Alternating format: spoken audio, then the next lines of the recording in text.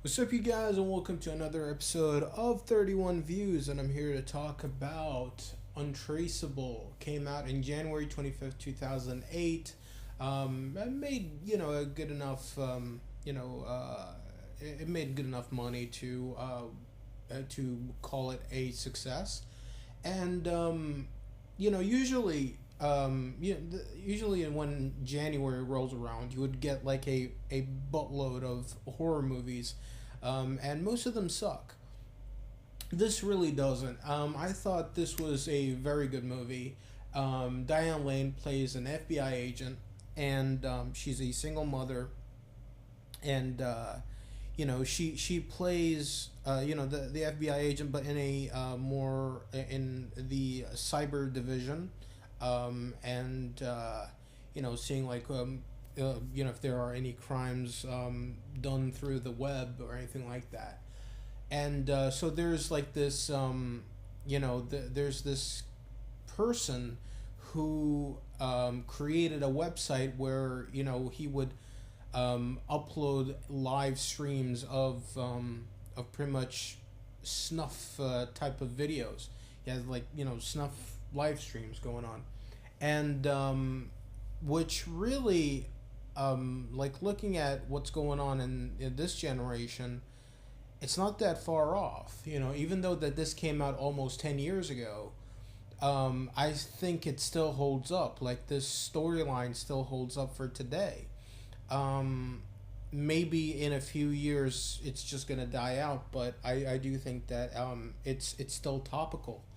The I do think also the performances were done great. The pacing of this movie was done great. Everything was going so well. Okay, now this movie is around, I want to say like 101. Hold on, 101 minutes. Okay, so that's around close to 2 hours. That like 19 minutes shy of 2 hours. Okay, cool. I would say like the first two thirds, maybe even half, I would say, was excellent. Everything was going well until something happened, and that is when you reveal the killer and who he is and his whole motive. Now, don't get me wrong, the motive was done well, and I do think that it kind of made everything make sense, but at the same time, the character completely changed, and it's not in a sense of something happened and he changed. No, he just changed out of nowhere. And the person that you thought was going to be the killer turned out to be the killer, and you're like, oh, okay, all right. And once the killer is revealed, then he became a generic slasher, and which completely betrays the character that they were trying to build up the first half of the movie. So yeah, but despite all of that, I do think that everything was done well, and it tied everything up into a nice bow at the end.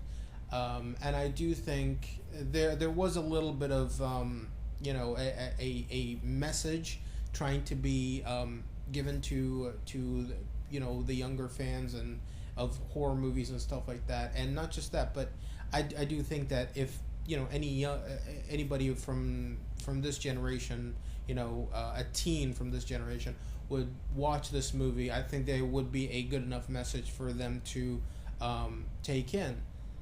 So I would give this movie 3 stars, 3 out of 5. I do think it's enjoyable. I do think that there are very good performances here, but the structure of this movie really veers off after I would say the 45-minute mark. Around that time, 50-minute mark, maybe like that. That's when things started to just break apart. But I do think that it's a good enough movie to check out.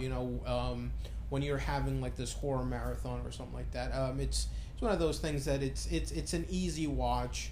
And it's really it's nothing, it's not really harmless. Yeah, it's not really not really harmful. It's completely harmless. So yeah, with that being said, rate, comment, favorite, please subscribe, and check out my next video. I'll be talking about something else.